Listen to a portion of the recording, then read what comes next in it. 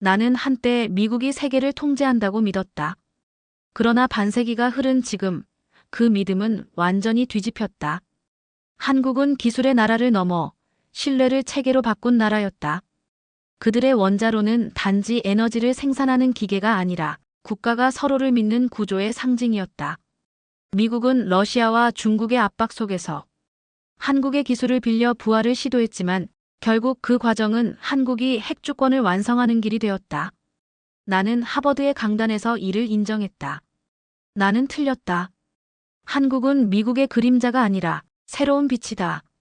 한국의 젊은 기술자들은 나에게 말했다. 신뢰는 우리의 언어이자 기술입니다. 그 말은 내 모든 연구를 뒤집었다. 이제 나는 안다. 21세기의 진짜 무기는 전력이 아니라 신뢰다. 그 신뢰를 가장 정교하게 다루는 나라. 바로 대한민국이다. 텔레비전 화면 속 첫 번째 한국 핵잠수함이 밤바다를 가르며 나아갈 때 나는 조용히 미소 지었다. 그건 존경의 미소였다. 역사는 지금 조용히 방향을 바꾸고 있었다. 하버드의 교수로서가 아니라 한 인간으로서 나는 고백한다. 세상의 새로운 중심은 이제 서울이다. 여러분, 안녕하세요. 오늘 우리는 한밤중 미국 전역의 방송이 갑자기 끊긴 그 순간의 이야기를 나누려 합니다. 그날 나는 하버드 대학교에서 동아시아 안보를 연구해온 미국인 교수로서 평생 쌓아온 확신을 스스로 무너뜨리는 말을 하고 말았습니다. 이번 경주 APC 정상회담은 트럼프 대통령의 완승이 아니라 미국 외교의 가장 위험한 패착이었습니다. 그 한 문장이 전파를 타고 나간 직후 스튜디오는 정적에 잠기고 방송은 중단되었습니다. 그래서 시작하기 전에 잠시만 시간을 내어 이 영상을 좋아요와 구독으로 응원해주세요. 물론 제 이야기가 진심으로 마음에 든다면요. 이제 그날의 이야기를 시작해봅시다. 그날의 방송은 평범하게 시작됐습니다. 사회자가 물었습니다. 교수님, 이번 회담은 트럼프 대통령의 외교적 대승이라고 봐야 하지 않겠습니까? 중국은 양보했고 일본은 협력했으며 한국은 최고의 예우를 보였죠. 나는 잠시 숨을 고르고 카메라를 똑바로 바라봤습니다. 그리고 조용히 대답했습니다. 아닙니다. 겉으로 보기엔 승리였지만 실제로는 그 반대였습니다. 그 순간 공기가 식었습니다. 나는 책상 위에 서류를 한 장 펼쳤습니다. 거기엔 이렇게 적혀 있었습니다. 87분. 단 87분의 대화가 세계의 방향을 바꿨다. 트럼프 대통령은 그 짧은 회담에서 한국의 핵추진 잠수함 건조를 전격 승인했습니다. 국방부도 백악관 참모들도 사전에 보고받지 못한 결정이었습니다. 나는 그 사실을 처음 확인했을 때 손끝이 떨렸습니다. 그건 승리의 순간이 아니라 역사적인 오판의 출발점이었습니다. 제작진의 이어폰에서는 교수님 끊으세요. 광고 들어갑니다. 라는 목소리가 울렸지만 나는 말을 멈추지 않았습니다. 그 순간 트럼프는 미국의 핵통제 일부를 한국에 넘긴 겁니다. 내 목소리는 낮았지만 그 울림은 폭발적이었습니다. 나는 평생 한국을 동맹이지만 종속된 나라로 여겼습니다. 미국의 기술과 방어망에 의존하는 작은 동반자 정도로 생각했죠. 하지만 그날의 회담은 나의 인식을 완전히 부숴버렸습니다. 트럼프의 승인은 단순한 협력의 표시가 아니었습니다. 그건 한국의 자주적 핵기술 시대의 개막 선언이었습니다. 광고 화면이 나오고 스튜디오의 조명이 꺼졌습니다. 그러나 이미 늦었습니다. 내 발언은 SNS로 순식간에 퍼져나갔습니다. 하버드 교수가 폭로했다. 트럼프의 결정은 미국의 패착이었다. 그 문장은 수십만 번 리트윗되며 전역으로 확산되었습니다. 그날 밤 나는 집으로 돌아가지 않았습니다.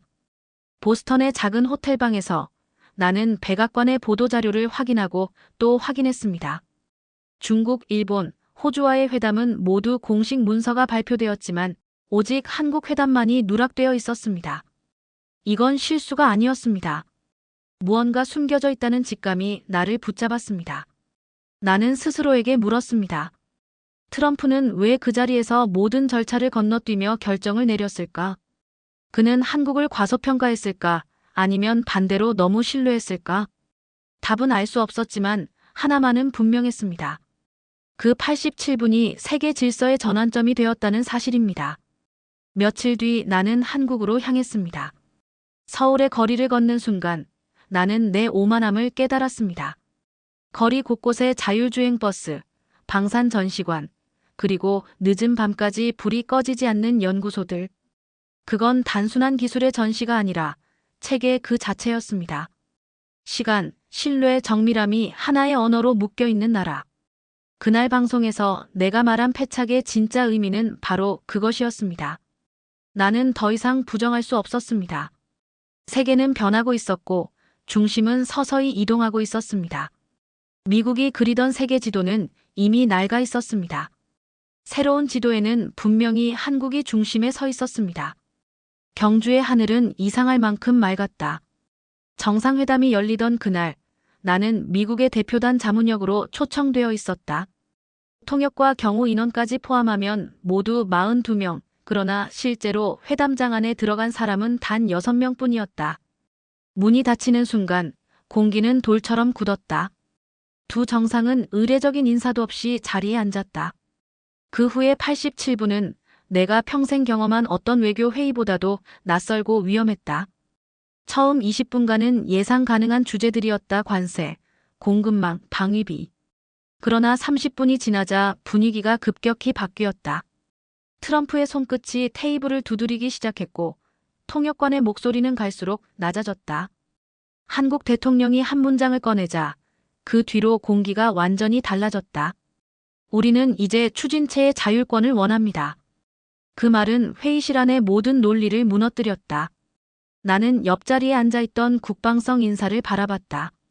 그의 얼굴은 하얗게 질려 있었다.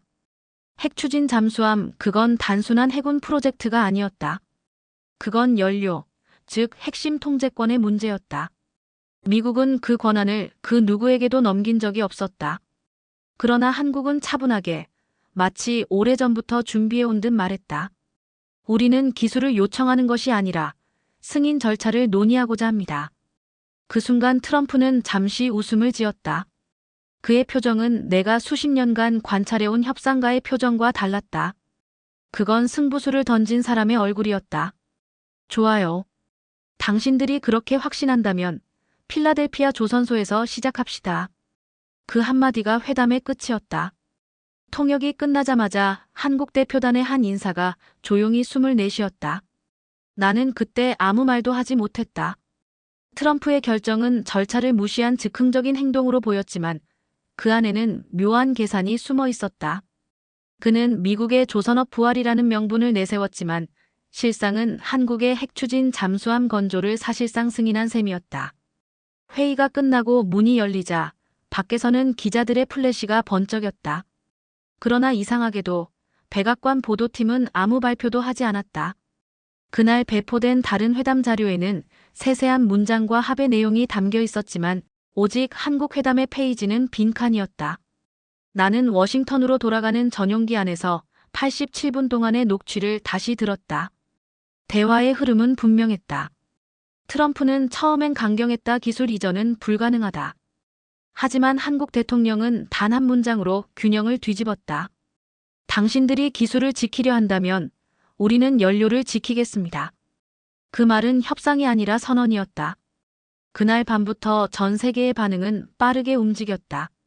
러시아 국방부는 즉시 비공식 브리핑을 열어 동북아의 군사 균형이 변했다고 발표했고 중국 관영 매체들은 한미 동맹의 위험한 확장이라며 논평을 내보냈다. 일본은 외무성 내부 회의에서 핵추진 잠수함 기술의 확산이 불가피하다고 결론 내렸다. 불과 하루 사이에 아시아의 군사 질서가 흔들리고 있었다. 나는 이 모든 변화를 바라보며 복잡한 감정에 휩싸였다. 87분 동안 벌어진 일은 단순히 하나의 계약이 아니었다. 그건 시대의 전환이었다. 미국의 통제와 신뢰의 경계가 처음으로 허물어진 순간이었다. 워싱턴으로 돌아온 다음 날 국방부의 한 고위 인사가 내게 말했다. 교수님, 이번 결정은 일시적일 겁니다. 대통령의 즉흥적인 발언일 뿐이죠. 나는 조용히 고개를 저었다. 아니요. 이미 시작되었습니다. 그것이 정책이 되기까지는 단지 시간이 필요할 뿐입니다. 그 후로 백악관은 며칠간 침묵을 유지했다. 하지만 SNS에는 트럼프의 글이 올라왔다. 미국은 한국의 핵추진 잠수함 건조를 승인했다. 필라델피아 조선소에서 시작될 것이다. 단 한 줄의 글이었지만 그 파장은 거대했다. 뉴욕 타임스는 역사상 가장 위험한 승인이라 썼고 워싱턴 포스트는 트럼프의 외교 도박이라는 제목을 달았다. 나는 그때 처음으로 깨달았다. 87분 그 짧은 시간 안에 세계의 핵정책이 다시 쓰이고 있었다. 국가 간의 신뢰와 통제, 힘의 균형이 완전히 새로운 계산법 위에 놓이게 된 것이다. 지금 돌이켜보면 그날의 회담은 단순히 두 정상의 만남이 아니었다. 그건 한 시대가 다른 시대로 넘어가는 관문이었다. 나는 그 안에서 미국 중심의 질서가 서서히 무너지는 소리를 들었다. 87분이 걸렸을 뿐이었다. 워싱턴으로 돌아온 다음 날, 나는 새벽 4시에 눈을 떴다. 시차 때문이 아니었다. 마음속에서 뭔가 계속 걸려 있었다. 경주 회담 이후 백악관이 아무런 발표를 하지 않은 것이 이상했다. 평소라면 외신용 브리핑이 즉시 배포되고 회담 내용은 정제된 문장으로 전 세계에 퍼졌을 것이다. 하지만 이번에는 달랐다. 나는 백악관 공식 웹사이트를 열고 다시 확인했다. 중국, 일본, 호주와의 회담 자료는 각각 날짜와 서명까지 깔끔하게 올라와 있었다. 그런데 한국 그 항목만 비어 있었다. 비어 있다는 건 때로 가장 많은 이야기를 한다. 나는 스스로에게 중얼거렸다. 뭔가 숨기고 있어. 그때부터 내 조사는 시작되었다. 처음 단서는 트럼프의 개인 계정이었다. 그는 경주 회담 직후 늦은 밤에 글을 올렸다. 미국은 한국의 핵추진 잠수함 건조를 승인했다. 필라델피아에서 시작될 것이다. 미국의 조선업이 다시 일어선다. 처음 봤을 때는 평범한 홍보 문장처럼 보였다. 하지만 읽을수록 이상했다. 그는 왜 필라델피아를 강조했을까? 그곳은 이미 한국 기업이 운영하는 조선소였다. 나는 백악관 홍보실에 연락해 확인을 요청했다. 담당 비서관의 대답은 단 한 줄이었다. 그 트윗은 개인 의견이며 공식 입장과 무관합니다. 하지만 이건 말이 되지 않았다. 현직 대통령의 계정이 개인 의견이라니. 그 순간부터 나는 알았다. 공식 문서에는 쓰이지 않은 진짜 내용이 존재한다는 것을. 나는 트럼프의 타임라인을 더 깊이 파고들었다. 그날 새벽 3시 또 다른 글이 올라와 있었다. 미국은 세계 최대의 핵보유국이다. 러시아가 2위, 중국이 3위다. 우리는 핵실험을 대폭 늘릴 것이다.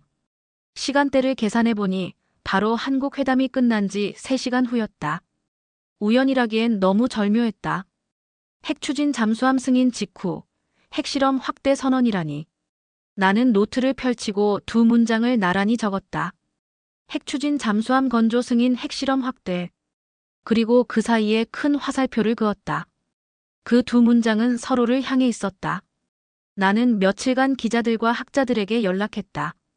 대부분은 웃으며 말했다. 교수님, 그건 단지 트럼프다운 즉흥 발언이에요. 하지만 내 직감은 달랐다. 트럼프는 즉흥적이지만 결코 무의식적이지 않다. 그는 언제나 누군가에게 메시지를 보낸다. 그리고 이번 메시지의 수신자는 분명 한국이었다. 며칠 뒤 백악관 출입기자단 사이에서 이상한 소문이 돌기 시작했다. 한국 회담의 보도자료 초안이 존재했는데 발표 직전 대통령 본인이 직접 삭제를 지시했다는 것이다. 그 문서에는 핵연료 공급 협력이라는 문장이 포함되어 있었다고 했다. 나는 그 순간 등줄기가 차가워졌다. 핵연료 그건 단순한 군사 협력이 아니라 통제의 본질이었다. 그날 밤 나는 하버드 연구실에 틀어박혀 모든 데이터를 다시 검토했다. 트럼프의 발언 패턴, 정책 변동, 그리고 APC 전후의 인용문까지. 모든 흐름이 하나의 점으로 수렴하고 있었다. 그 점의 이름은 핵연료 자율권. 나는 자료를 덮으며 중얼거렸다. 그래서 그들은 아무 말도 하지 않았던 거야. 공식 문서에 한 줄을 넣는 순간 모든 게 드러나 버리니까. 침묵이야말로 그들의 방패였다. 다음 날 아침 CNN은 이런 자막을 내보냈다. 백악관 한국 회담 관련 내용 비공개 검토 중. 단어 하나하나가 내 가설을 뒷받침했다. 비공개 검토 즉 발표하면 안 되는 이유가 있다는 뜻이었다. 나는 그때 처음으로 확신했다. 이건 단순한 회담이 아니었다. 그리고 트럼프의 2개의 트윗은 공식 문서보다 훨씬 솔직한 진실의 초안이었다. 그날 이후 나는 연구자의 길을 잠시 접고 추적자로 변하기 시작했다. 백악관의 침묵이 길어질수록 내 안의 의문은 더 커졌다. 누군가가 진실을 가리고 있다면 그 이유는 단 하나일 것이다. 그 진실이 세상을 바꿀 만큼 위험하기 때문이다. 그 이름은 필리. 처음 들었을 땐 단순히 도시의 약칭이라 생각했다. 트럼프가 트윗에 적은 그 한 단어 필라델피아 조선소에서 시작될 것이다. 그 문장은 미국 내 언론에게는 너무도 매력적인 구호였다. 미국의 조선업 부활, 일자리 회복의 신호탄. 모든 방송이 그 문장을 헤드라인으로 내걸었다. 하지만 나는 그 필리라는 단어가 이상했다. 왜 하필 그곳일까? 왜 하필 미국의 부활이라는 수식어를 붙였을까? 며칠 후 나는 직접 그 조선소를 방문했다. 델라웨어 강변을 따라 늘어선 오래된 건물들, 녹이 쓴 철문. 그러나 안쪽에서는 최신 자동 용접 로봇이 쉼없이 움직이고 있었다. 입구의 간판에는 분명히 이렇게 쓰여 있었다. 필리 해군 시스템 K산업 파트너십. 그 순간 나는 멈춰섰다. K라는 글자. 한국의 이니셜이었다. 나는 현장 관리자에게 물었다. 이곳이 미국 정부가 운영하는 조선소입니까? 그는 잠시 주저하다가 웃으며 대답했다. 공식적으로는 맞습니다. 하지만 실제 운영은 한국 쪽이 맡고 있습니다. 그 말은 조용했지만 내 머릿속에서는 천둥처럼 울렸다. 트럼프가 말한 미국의 부활은 사실 한국의 기술과 자본으로 움직이고 있었다. 나는 즉시 계약 구조를 추적했다. 서류상 소유주는 미국 회사였지만 지분의 74%는 한국 방산 기업이 보유하고 있었다. 그들은 몇 년 전부터 비밀리에 미국 내 조선 인프라를 인수해왔다. 처음엔 단순한 민간 투자처럼 보였지만 이제 와서 보니 그건 하나의 장기 전략이었다. 나는 노트북을 열고 스프레드시트를 만들었다. 소유 구조, 기술 이전, 조선소 네트워크, 그리고 중심에 필리를 적었다. 모든 화살표가 그곳으로 향하고 있었다. 트럼프가 그 단어를 트윗에 적은 건 우연이 아니었다. 그는 이중의 의미를 알고 있었다. 겉으로는 미국의 산업 부활, 속으로는 한국의 핵심 기술 진출. 며칠 뒤 나는 국방부의 한 관계자를 만났다. 그는 커피잔을 내려놓으며 말했다. 그 프로젝트는 미 해군의 재정비 계획과 연계되어 있습니다. 우리는 단지 한국의 효율적인 시스템을 빌려 쓰는 것뿐이에요. 나는 그를 바라보며 조용히 물었다. 빌려 쓰는 겁니까? 아니면 맡긴 겁니까? 그는 대답하지 않았다. 그날 밤 나는 워싱턴으로 돌아가는 열차 안에서 조용히 필리 조선소의 로고 사진을 확대해 보았다. 작은 푸른색 글씨가 눈에 들어왔다. K 디펜스 시스템으로 구동됨. 이건 단순한 협력이 아니었다. 그건 통제권이 바뀌었다는 신호였다. 다음 날 CNN 경제 섹션은 트럼프의 산업회색 모델을 극찬하는 기사로 가득했다. 한국과의 협력을 통해 필라델피아 조선소가 다시 살아났다. 하지만 그 기사 어디에도 지분 구조에 대한 언급은 없었다. 나는 혼자 중얼거렸다. 그들은 지금 환상을 팔고 있어. 며칠 후 나는 한국의 언론을 확인했다. 거기엔 전혀 다른 제목이 달려 있었다. 한국 기술, 미국 군수 조선소 진출 성공. 한 문장이 두 나라에서 전혀 다른 얼굴을 하고 있었다. 이건 2개의 진실이 공존하는 세계였다. 트럼프의 승리와 한국의 성취. 나는 점점 혼란스러워졌다. 진실은 어느 쪽에도 완전히 속하지 않았다. 모든 것이 이중적이었다. 미국은 부활을 외쳤고 한국은 침묵 속에서 확장을 이루고 있었다. 그게 바로 필리의 본질이었다. 그날 밤 나는 일기에 이렇게 썼다. 필리의 로고는 국기보다 솔직하다. 성조기 아래에는 별이 그려져 있지만 그 별의 빛을 공급하는 전력선은 한국에서 시작되고 있다. 나는 아직 그 말을 세상에 공개하지 않았다. 하지만 그날 이후 나는 트럼프의 트윗 하나하나를 해석하는 습관이 생겼다. 그의 언어는 늘 두 겹이었다. 하나는 대중을 위한 쇼, 그리고 다른 하나는 진짜 거래의 신호. 필리는 그 두 얼굴의 완벽한 상징이었다. 그리고 나는 느꼈다. 이건 시작일 뿐이라는 것을. 그 조용한 조선소에서 세계의 권력이 천천히 방향을 틀고 있었다. 모든 실마리는 연료에서 시작되었다. 나는 필리 조선소의 소유 구조를 파고들수록 하나의 사실에 다가가고 있었다. 미국이 진짜로 쥐고 싶어하는 것은 기술이 아니라 연료였다. 핵추진 잠수함의 심장은 원자로지만 그 원자로를 움직이는 것은 농축 우라늄이다. 그 작은 금속 덩어리가 권력의 핵심이었다.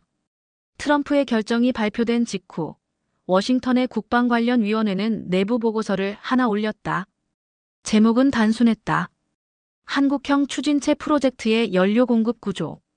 그 문서에는 미국이 연료를 공급하고 한국은 설계와 조립을 담당하는 것으로 명시되어 있었다. 즉 연료를 통제함으로써 한국의 독립적 운용을 막는다는 구상이었다. 하지만 나는 곧바로 그 논리가 허물어질 것을 알고 있었다. 한국은 이미 자국 내에서 자체 원자로 설계와 추진체 시험을 완료한 나라였다.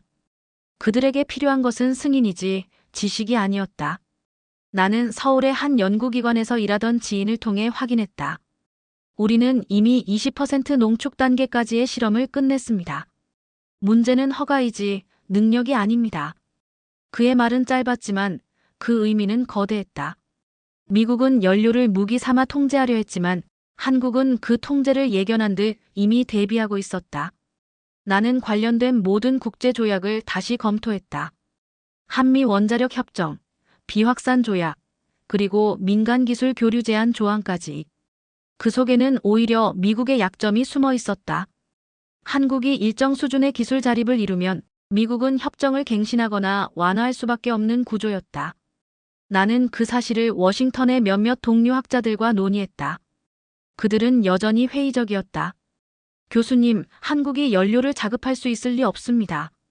그건 국제감시 체계에 걸립니다. 나는 조용히 대답했다.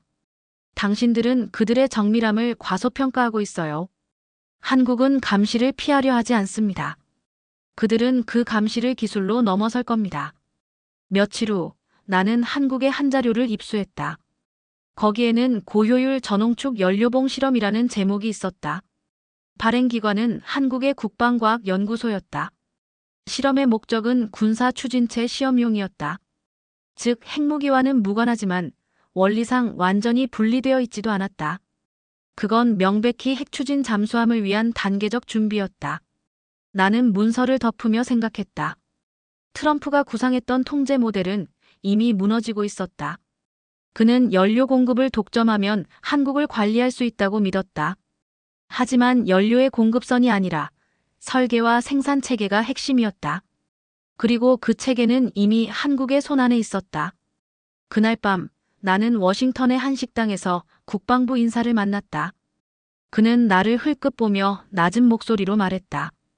교수님, 대통령은 한국이 우리 연료를 써야만 잠수함을 운용할 수 있을 거라 생각합니다. 나는 잔을 내려놓고 대답했다. 아니요, 그건 착각입니다. 그들은 이미 연료의 설계도를 그릴 수 있습니다. 당신들이 그걸 인정하지 않으려 할 뿐이죠. 그의 얼굴이 굳어졌다. 잠시 침묵이 흘렀다. 그리고 그는 이렇게 말했다. 그렇다면 우리는 이미 통제를 잃은 건가요? 나는 그 질문에 답하지 않았다. 나는 알았다. 통제란 언제나 불완전한 환상이다. 진짜 권력은 의존이 아니라 선택에서 비롯된다. 그리고 지금 한국은 그 선택의 문턱에 서 있었다. 며칠 후 나는 한국에서 열린 국제에너지 포럼의 발표문을 읽었다. 제목은 핵연료 자립과 국가 신뢰의 상관성. 그 문장 속에는 새로운 철학이 숨어 있었다. 연료는 단지 에너지가 아니라 신뢰의 표현이다. 나는 그 문장을 여러 번 읽었다. 그건 단순한 기술 보고서가 아니었다. 그건 선언이었다. 트럼프가 계산했던 지도에는 한국은 여전히 동맹의 일부였다. 하지만 현실의 지도 위에서 한국은 이미 스스로를 하나의 원자력 중심국으로 재정의하고 있었다. 그들은 연료를 통제하려는 세상의 질서 위에 자립이라는 단어를 새기고 있었다. 그날 밤 나는 일기장에 이렇게 썼다. 해결료는 금속이 아니다. 그건 의지의 형태다. 그리고 지금 세계에서 가장 단단한 의지는 한반도에서 빛나고 있다. 나는 어느 날 우연히 한 문서를 입수했다. 표지는 평범했다. 에너지 전략 확장 명령 내부 검토용. 그러나 첫 페이지를 넘기는 순간 내 심장은 한 박자 멎었다. 거기에는 굵은 글씨로 이렇게 적혀 있었다. 2050년까지 미국의 원자력 발전 용량을 현재의 4배로 확대한다. 나는 숨을 고르며 계속 읽어내려갔다. 이 문서는 단순한 에너지 정책이 아니었다. 확대라는 단어 뒤에는 군사, 산업, 외교라는 3개의 축이 함께 있었다. 즉 미국은 원자력을 에너지의 문제가 아니라 지정학적 무기로 다루려 하고 있었다. 하지만 그 문서의 진짜 충격은 다른 곳에 있었다. 부록 항목 7번. 해외 기술 및 설비 협력국 대한민국. 그 한 줄이 내 머릿속을 뒤흔들었다. 나는 자료의 날짜를 확인했다. 2025년 5월. 트럼프 대통령이 직접 서명한 행정명령이었다. 문서의 서문에는 이런 구절이 있었다. 우리의 에너지 주권은 더 이상 자국 내 시설만으로 확보되지 않는다. 신뢰할 수 있는 동맹의 기술을 통해 미국의 원자력 기반을 확장한다. 그 신뢰할 수 있는 동맹이 바로 한국이었다. 나는 그 사실을 확인하기 위해 에너지부에 문의했다. 그러나 돌아온 답변은 차가웠다. 그 부분은 공개할 수 없습니다. 국가 안보와 관련된 사안입니다. 나는 점점 확신이 들었다. 이건 단순히 산업 협력이 아니라 전략의 핵심이었다. 트럼프는 미국 내 원전 확충을 명분으로 내세웠지만 실제 설계와 시공, 부품 생산은 한국이 맡게 되어 있었다. 그 이유는 명확했다. 한국만이 시간, 예산, 품질을 동시에 지킬 수 있는 유일한 나라였기 때문이다. 나는 내부 보고서의 표를 확대해 보았다. 신규 원전 건설 예정 지역 조지아주, 텍사스주, 플로리다주. 각 항목의 옆에는 작은 별표가 찍혀 있었다. 그 별표의 주석에는 이렇게 쓰여 있었다. 기술 자문 및 공정 관리 한국 측 엔지니어. 그 문장은 나를 완전히 얼어붙게 만들었다. 미국의 부활을 위해 필요한 손이 미국이 아닌 한국의 손이라는 사실. 그건 내 연구 인생에서 가장 역설적인 순간이었다. 며칠 뒤 나는 하버드 동료인 앤드루 박사에게 이 문서를 보여주었다. 그는 조용히 웃었다. 놀랍지 않아요. 트럼프는 항상 이익을 좇는 사람입니다. 한국의 효율성을 이용해 자국의 산업을 재건하려는 거죠. 나는 고개를 저었다. 아니요, 그건 계산을 넘은 신념이에요. 그는 이미 한국을 미국 산업의 핵심 축으로 편입시켰습니다. 그리고 그건 단순한 거래가 아닙니다. 그것은 체제의 재편입니다. 우리는 함께 지도를 펼쳤다.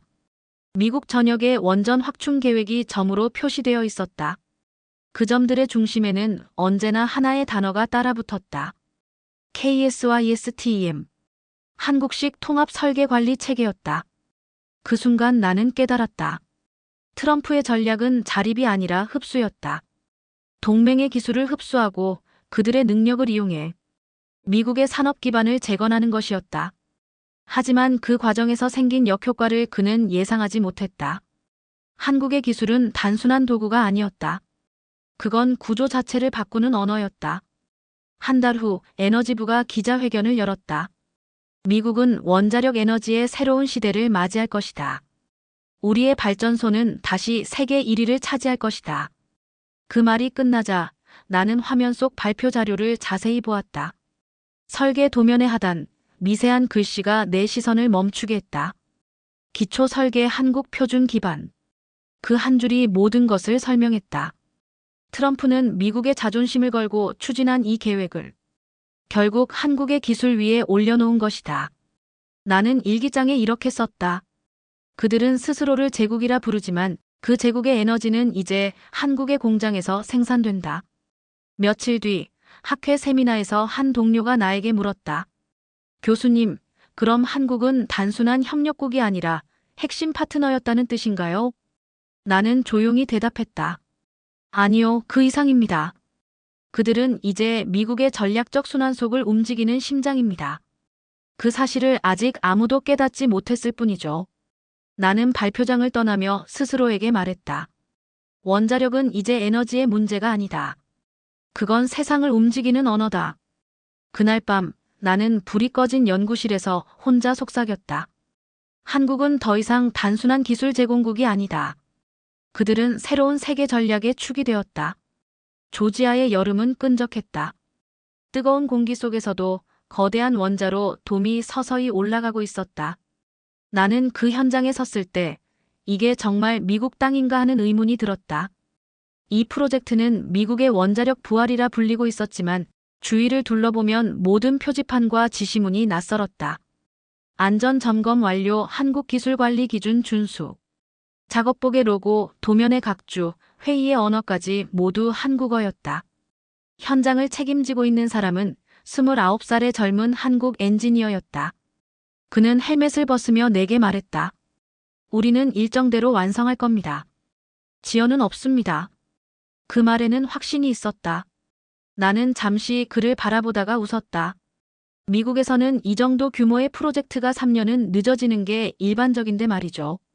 그는 미소를 지으며 대답했다. 한국에서는 그게 실패의 정의입니다. 조지아주의 건설 현장은 거대한 심포니 같았다. 모든 크레인이 같은 속도로 움직이고 시간표는 초 단위로 맞물려 있었다. 나는 한참 동안 그 장면을 바라보다가 깨달았다. 이건 단순한 기술이 아니라 리듬이었다. 그리고 그 리듬은 한국의 것이다. 며칠 뒤 나는 텍사스로 이동했다. 평야 위로 펼쳐진 또 다른 원전 부지. 그곳에서도 같은 장면이 반복되고 있었다. 현장 감독은 미국인처럼 보였지만 그의 태블릿에는 한글이 가득했다. 회의가 시작되면 각 팀의 리더가 한국어로 보고서를 읽었고 통역관이 영어로 옮겨주었다. 그러나 놀랍게도 미국 측 관리자들은 불만을 표시하지 않았다. 그들은 이미 그 시스템에 익숙해져 있었다. 나는 그때 한 가지를 느꼈다. 미국은 지금 한국식으로 일하는 법을 배우고 있었다. 효율, 정밀함, 약속된 납기. 그건 한때 미국이 가졌던 가치였지만 이제는 한국이 그것을 지켜내고 있었다. 점심시간 나는 한미군 기술자문관과 함께 식당에 앉았다. 그는 냅킨 위에 숫자를 적었다. 이 프로젝트의 예산은 원래 120억 달러였어요. 미국 기업이 맡았다면 지금쯤 300억은 넘었겠죠. 그런데 한국팀이 들어오고 나서 단 한 번도 초과 지출이 없었습니다. 나는 고개를 끄덕였다. 그게 바로 신뢰의 속도죠. 그날 오후 공사장 한쪽에서 작은 기념식이 열렸다. 콘크리트 벽체에 마지막 한 조각이 들어가는 순간이었다. 모두가 박수를 쳤다. 나는 멀리서 그 장면을 보았다. 햇빛에 비친 하얀 헬멧들이 일제히 고개를 숙이고 그 아래에서 금속의 반짝임이 흘렀다. 그건 마치 하나의 의식 같았다. 시간을 맞춘다는 신념의 의식. 밤이 되어 숙소로 돌아오니 텍사스 주지사의 기자회견이 방송되고 있었다. 우리는 지금 새로운 산업혁명을 보고 있습니다. 미국의 원전 부활은 현실이 되었다. 그러나 화면 속 뒤편에는 작은 태극 문양이 새겨진 플래카드가 함께 걸려 있었다. 나는 그걸 보는 순간 씁쓸한 미소를 지었다. 당신들이 부활이라 부르는 건 실은 다른 나라의 리듬이 만들어낸 결과야. 며칠 뒤 워싱턴으로 돌아가는 비행기에서 나는 보고서를 정리했다. 제목은 한국형 건설 리듬과 미국 원자력 산업의 구조 변화. 요약문에는 이렇게 썼다. 한국의 공정관리 기술은 단순한 효율성의 문제가 아니라 국가적 신뢰 체계의 표현이다. 미국은 그 리듬을 빌려 자국의 부활을 연출하고 있다. 기내 창문 밖으로 저녁 햇살이 비쳤다. 붉게 물든 구름 사이로 조지아의 원전 현장이 점처럼 보였다.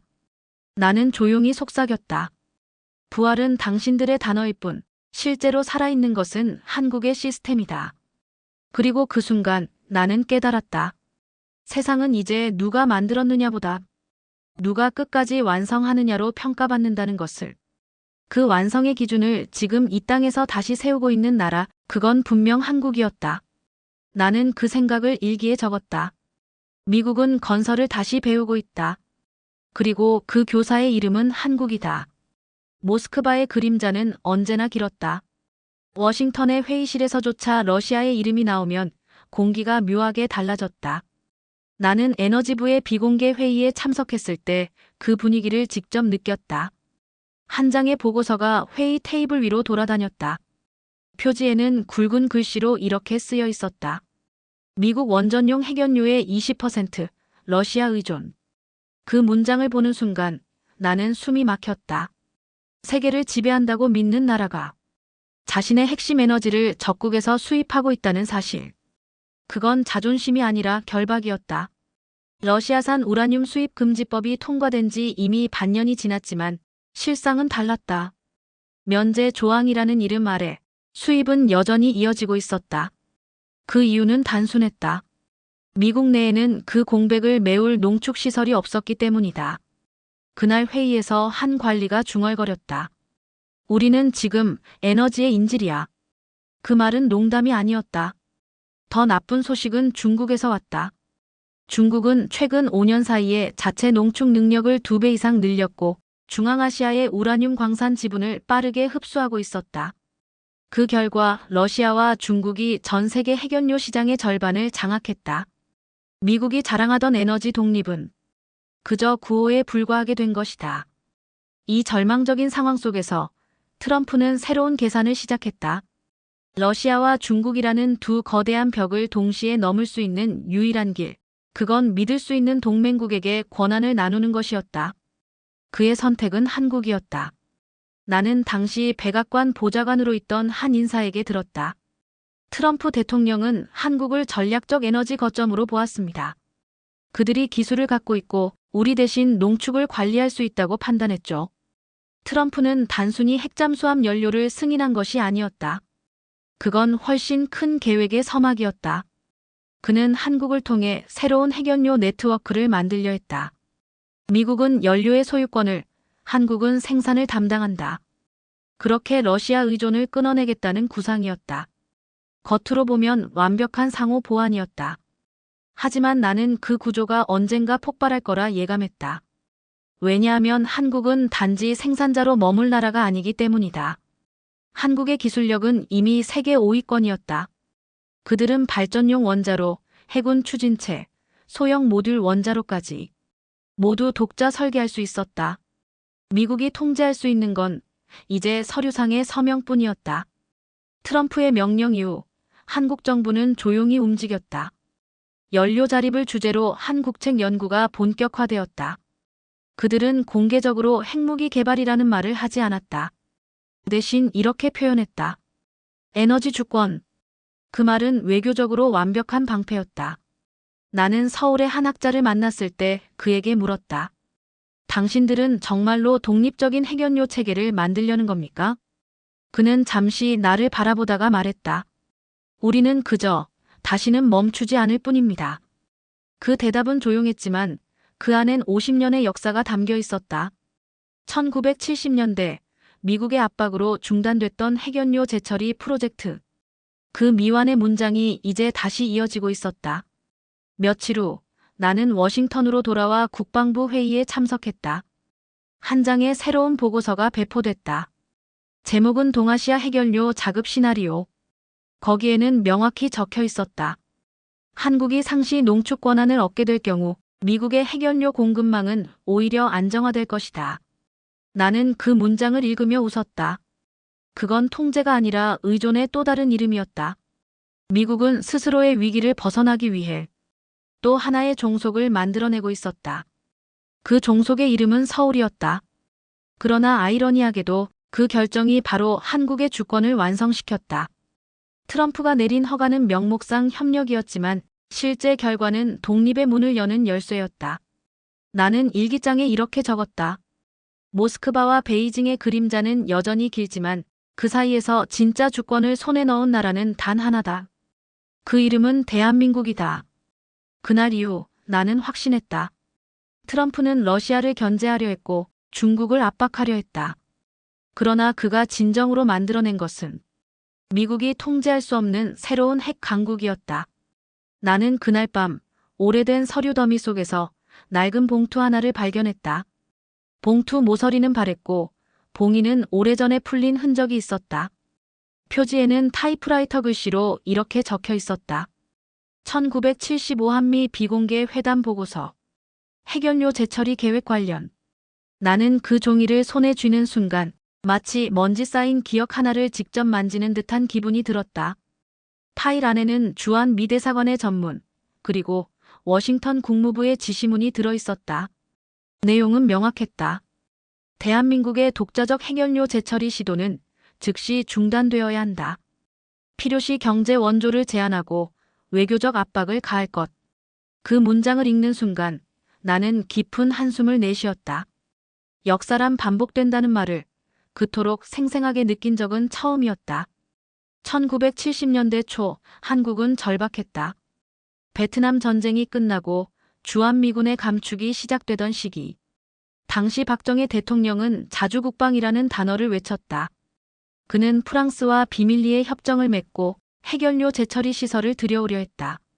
그리고 그 중심에는 백곰 미사일 프로젝트가 있었다. 보고서의 부속 문서에는 이런 문장이 적혀 있었다. 한국은 프랑스로부터 플루토늄 추출 기술을 도입하려 했으며 미국의 사전 동의 없이 시설 설치를 추진 중이다. 결국 미국은 직접 움직였다. 헨리 키신저 당시 국무장관이 서울을 방문해 강경히 요구했다. 이 계획을 중단하지 않으면 모든 군사 협력을 재검토하겠다. 그 한마디에 한국의 프로젝트는 멈췄다. 프랑스와의 계약은 파기되었고 설비 도입은 취소되었다. 그러나 보고서의 마지막 페이지에는 이상한 문장이 있었다. 기술진은 모든 설계 도면을 보관할 것. 나는 눈을 떼지 못했다. 그 도면은 어디로 갔을까? 누가 그것을 이어받았을까? 답은 의외로 가까운 곳에 있었다. 서울의 한 원자력 연구소 자료실. 나는 그곳에서 1978년의 실험 기록을 발견했다. 연료봉 내부 압력 실험 자체 설계 모델 3호. 문서의 작성자는 당시 젊은 연구원으로 지금은 한국 원자력계의 거목이 된 인물이었다. 그는 나에게 조용히 말했다. 우리는 멈춘 적이 없습니다. 단지 조용히 방향을 바꿨을 뿐이죠. 그의 말은 오래된 서류보다 더 큰 충격이었다. 멈췄다고 믿었던 역사가 사실은 지하에서 계속 흐르고 있었던 것이다. 나는 그때 처음으로 깨달았다. 트럼프가 승인한 핵추진 잠수함 프로젝트는 단순히 새로 시작된 일이 아니었다. 그건 50년 전 중단된 문장의 연장이었다. 그날 밤 나는 연구소 근처의 한 오래된 카페에서 노트를 펼쳤다. 그리고 두 시대의 문장을 나란히 적었다. 1975 핵연료 재처리 금지. 2025 핵추진 잠수함 연료 협력 승인. 그 사이에는 정확히 반세기가 흘러 있었다. 나는 펜을 들고 조용히 썼다. 이건 복수가 아니다. 이건 완성이다. 워싱턴으로 돌아온 뒤 나는 백악관 기록보관소에서 트럼프 행정부 초기의 회의록을 다시 확인했다. 거기엔 이런 구절이 있었다. 한국은 신뢰할 수 있는 파트너이며 핵에너지의 상업적 활용 능력에서 세계 최고 수준이다. 그 문장은 어딘가 익숙했다. 나는 1970년대 문서의 문장을 떠올렸다. 한국은 야심찬 나라이며 통제하지 않으면 위험하다. 단어 몇 개가 바뀌었을 뿐 의미는 정반대였다. 50년 동안 한국은 통제의 대상에서 신뢰의 주체로 바뀌었다. 그리고 그 변화를 가능하게 한 것은 그들이 멈추지 않았다는 사실이었다. 나는 서울을 다시 찾았다. 그곳의 젊은 연구원들은 과거의 이야기를 거의 모른다. 그러나 그들이 사용하는 설계 소프트웨어와 알고리즘 안에는 박정희 시절의 데이터 구조가 여전히 숨쉬고 있었다. 역사는 기억의 형태를 바꾸어 살아남는다. 나는 실험실의 유리창 너머로 반짝이는 제어봉을 바라보며 조용히 말했다. 이건 다시 쓰여진 역사가 아니라 결국 돌아온 역사다. 그리고 그 순간 나는 알았다. 트럼프의 승인이라는 한 줄의 문장이 단순한 정책이 아니라 멈췄던 시간의 재개 선언이었다는 것을. 1970년대의 미완이 이제 2020년대의 현실로 완성되고 있었다. 미국이 멈추게 했던 바로 그 길 위에서 한국은 다시 걷기 시작한 것이다. 사람들은 여전히 미사일을 이야기했다. 속도, 사거리, 파괴력. 그러나 나는 더 이상 그 단어들에 전율하지 않았다. 내가 조지아와 텍사스를 다녀온 뒤 깨달은 건 단 하나였다. 미래의 전쟁은 폭발이 아니라 전력의 문제라는 것. 그날 나는 국방부의 한 비공개 브리핑에 참석했다. 주제는 미래 전장의 에너지 수요 예측. 첫 장에 이렇게 적혀 있었다. 차세대 전자전 시스템 1기당 평균 전력 소모량 120메가와트. 나는 잠시 고개를 들었다. 그건 중형 도시 하나가 하루 동안 쓰는 전력량이었다. 발표를 맡은 장교는 이렇게 말했다. 이제 무기의 성능을 결정하는 건 더 이상 탄두의 크기가 아닙니다. 전력을 얼마나 안정적으로 공급할 수 있느냐가 핵심입니다. 그 말이 머릿속을 울렸다. 그는 이어서 거대한 스크린을 가리켰다. 이 전력을 공급할 수 있는 유일한 체계 그게 바로 원자력입니다. 나는 그때 처음으로 깨달았다. 핵무기는 과거의 상징이었지만 핵에너지는 미래의 생명줄이었다. 트럼프 행정부의 원자력 4배 확대 계획이 단순한 산업정책이 아니었던 이유가 바로 거기 있었다. 그건 군사력의 기반, 미래 무기의 에너지 탱크를 재편하는 프로젝트였다. 그런데 그 탱크의 설계와 건설을 담당한 나라가 다름 아닌 한국이었다. 나는 자료를 더 깊이 살펴보았다. 미 해군이 운용 중인 차세대 항공모함, 그 핵심 전력 시스템의 일부는 한국형 모듈 원자로 설계를 기반으로 만들어지고 있었다. 또한 레이저 요격기와 전자기포 실험시설의 에너지 공급선에도 한국 기업의 기술이 적용되어 있었다. 그건 단순한 협력이 아니라 전력의 종속선을 한국이 쥐고 있다는 의미였다. 며칠 뒤 나는 한국의 한 기자와 통화했다. 그는 웃으며 말했다. 교수님, 요즘 미군이 한국 원자로를 공부하고 있다죠?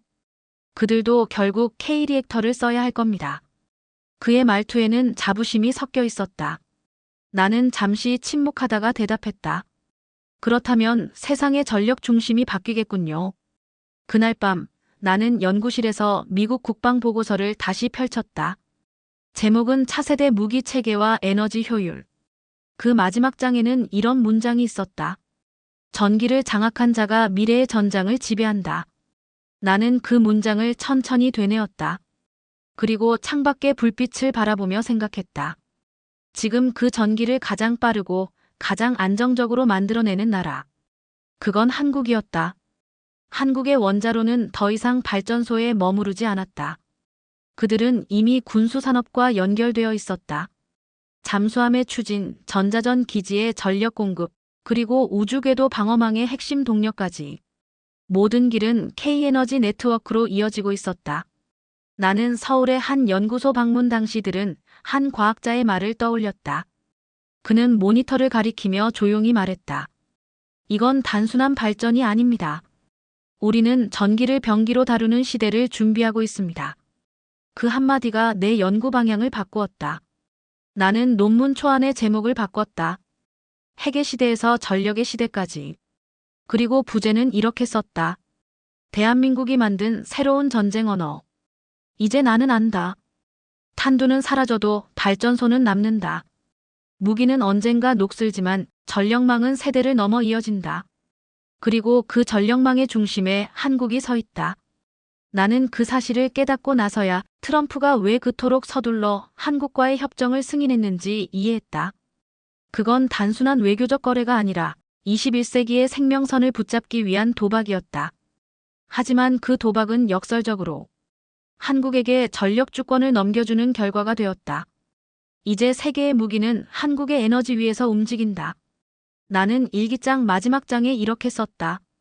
21세기의 전쟁은 더 이상 총과 포의 싸움이 아니다. 그건 전력을 둘러싼 조용한 전쟁이다. 그리고 그 전쟁의 불빛은 지금 한반도에서 가장 밝게 타오르고 있다. 나는 오랜 세월 동안 한국을 분석의 대상으로만 보았다. 데이터 속의 하나의 변수, 동맹 구조의 일부, 전략적 조정의 손발.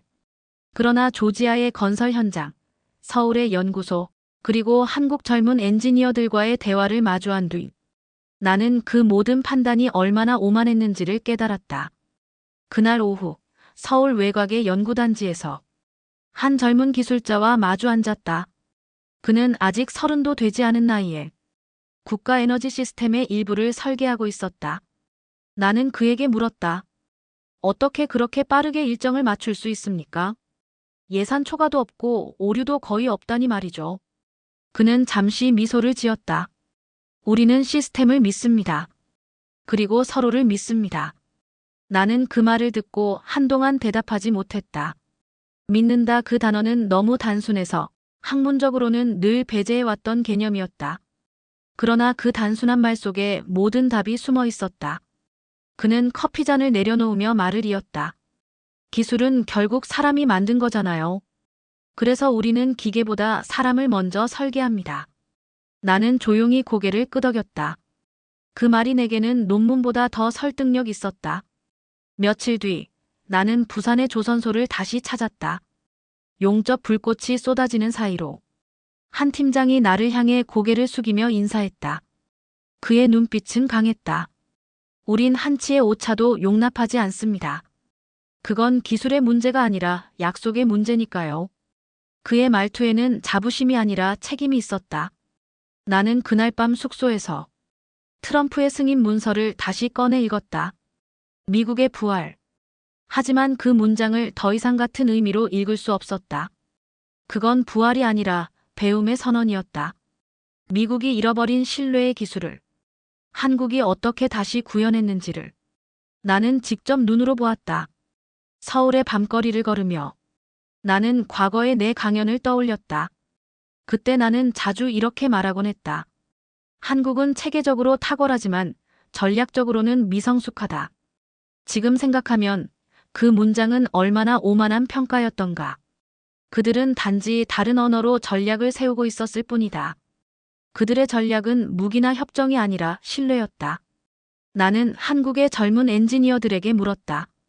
당신들에게 신뢰란 기술입니까? 가치입니까? 그들은 웃으며 이렇게 대답했다. 그건 둘 다예요. 신뢰는 우리가 사용하는 도구이자 우리를 연결하는 설계도니까요. 그 대답을 들은 순간 나는 이 나라의 성장 비밀을 완전히 이해했다. 그들의 원자로, 잠수함, 전자 시스템 모두 신뢰 기반 시스템 위에 세워진 것이었다. 그것은 기술 이전에 존재하는 철학이었다. 며칠 후 나는 서울대의 한 강의실에서 특강을 했다. 주제는 동아시아의 기술 주권. 학생들이 조용히 내 말을 들었다. 나는 PPT를 넘기며 스스로에게 말했다. 이제 내가 가르치는 게 아니라 배우고 있다. 강의가 끝난 뒤 한 여학생이 손을 들었다. 교수님, 미국은 왜 늘 우리를 시험하려 했을까요? 그 질문은 단순했지만 그 속엔 지난 세기의 긴장이 담겨 있었다. 나는 잠시 침묵하다가 대답했다. 두려워서 그랬을 겁니다. 우리가 모르는 사이 당신들의 나라가 이미 정답을 알고 있었으니까요. 그녀는 미소를 지었다. 그 미소는 조용했지만 강했다. 나는 그 순간 오랜 시간 내 안을 지배해온 서양의 우월감이라는 허상을 완전히 내려놓을 수 있었다. 호텔 방 창가에서 내려다본 한강은 조용히 흐르고 있었다. 도시의 불빛은 마치 거대한 회로처럼 서로 연결되어 반짝였다. 나는 속삭였다. 이건 단지 도시의 빛이 아니다. 이건 신뢰가 만들어낸 문명의 전류다. 나는 노트북을 열어 마지막 보고서의 제목을 바꿨다. K-디펜스, K-에너지, 그리고 신뢰의 구조. 그리고 부제는 이렇게 적었다. 배운 자가 무릎을 꿇는 순간 역사는 완성된다. 내가 그 문장을 쓰는 동안 창밖의 서울은 여전히 깨어 있었다. 그 불빛을 바라보며 나는 조용히 미소를 지었다. 이제 내가 그들에게서 배운 건 단 하나다. 기술은 신뢰의 언어로 말할 때 완성된다. 하버드의 강의실은 겨울의 냉기에 잠겨 있었다. 커튼 사이로 희미한 햇살이 들어오고 칠판 앞에는 오랜 세월의 분필 자국이 남아 있었다. 오늘은 내 마지막 강의였다. 주제는 핵시대 이후의 권력 구조. 그러나 나는 이미 알고 있었다. 이 강의는 단순한 수업이 아니라 고백이 될 것임을. 학생들은 조용히 앉아 있었다. 그들 중 많은 이들이 나를 통해 미국의 외교와 군사 이론을 배웠다. 나는 천천히 입을 열었다. 여러분, 나는 오랫동안 이렇게 가르쳐왔습니다. 권력은 통제에서 나온다. 그리고 미국은 세계를 통제함으로써 유지된다. 잠시 말을 멈추었다. 칠판 위에 그 문장을 적었다. 그리고 그 아래에 세로 한 줄을 썼다. 그러나 이제 권력은 신뢰에서 비롯된다. 학생들이 고개를 들었다. 나는 미소를 지으며 말을 이었다. 나는 한 나라를 과소평가했습니다. 그 나라는 기술을 무기로 삼지 않았습니다. 대신 신뢰를 체계로 삼았습니다. 그 나라는 바로 대한민국입니다. 강의실 안에 정적이 흘렀다. 나는 자료 화면을 넘겼다. 거기엔 서울의 원전, 부산의 조선소, 경주의 회담 장면이 차례로 비쳤다. 모두 내가 한때 분석하던 변수들이었다. 하지만 이제 그들은 더 이상 변수나 종속이 아니었다. 그들은 새로운 중심이었다. 나는 조용히 말을 이었다. 나는 한때 믿었습니다. 미국이 한국을 통제한다고. 그러나 지금 나는 압니다. 한국이 우리를 변화시켰다는 것을. 학생 한 명이 손을 들었다. 교수님, 그럼 지금의 세계 질서는 어디로 향하고 있습니까? 나는 그 질문을 듣고 천천히 미소 지었다. 이제 힘의 중심은 이동했습니다. 그건 무기나 국경의 문제가 아닙니다. 신뢰를 생산할 수 있는 나라, 그 나라가 새로운 강대국이 될 것입니다. 그리고 지금 그 이름은 한국입니다. 잠시 침묵이 흘렀다. 나는 강의실 창문 밖으로 눈을 돌렸다. 보스턴의 눈발이 조용히 흩날리고 있었다. 그리고 머릿속엔 한 장면이 떠올랐다. 그날 밤 뉴스 속의 장면. 대한민국 최초의 핵추진 잠수함 출항. 화면 속에서 거대한 함체가 천천히 물 위로 미끄러져 나왔다. 깊은 어둠 속에서 함교의 불빛이 켜지고 작은 태극기가 바람에 흔들렸다. 기자들은 외쳤다. 세계는 지금 새로운 바다의 시대를 보고 있습니다. 나는 텔레비전 앞에 앉아 있었다. 손에 들린 컵의 커피는 이미 식어 있었지만 내 안에서는 무언가 뜨겁게 타오르고 있었다. 잠수함의 이름은 한빛이었다. 그 이름이 화면 하단에 뜨는 순간 나는 조용히 숨을 내쉬었다. 그건 단순한 함정이 아니었다. 그건 한 세기의 끝과 또 다른 세기의 시작이었다. 함선이 천천히 멀어질 때 나는 그 위에서 흩어지는 물살을 바라보았다. 그건 마치 역사가 방향을 바꾸는 소리처럼 들렸다. 나는 혼잣말로 속삭였다. 나는 틀렸다. 미국이 그들을 이끌고 있다고 믿었지만 이제는 그들이 세계를 이끌고 있다. 텔레비전 화면 속 함체의 불빛이 점점 멀어지고 그 뒤로 새벽의 파도가 반짝였다. 나는 그 빛을 따라 조용히 웃었다. 그건 패배의 웃음이 아니라 존경의 미소였다. 내가 평생 연구해온 국제 질서의 지도는 지금 이 순간 완전히 새로 그려지고 있었다. 그 중심에는 K라는 작은 글자가 자리 잡고 있었다. 나는 마지막 강의의 칠판에 이렇게 적었다. 신뢰는 기술이다. 그리고 한국은 그 기술을 완성했다. 학생들이 자리에서 일어섰다.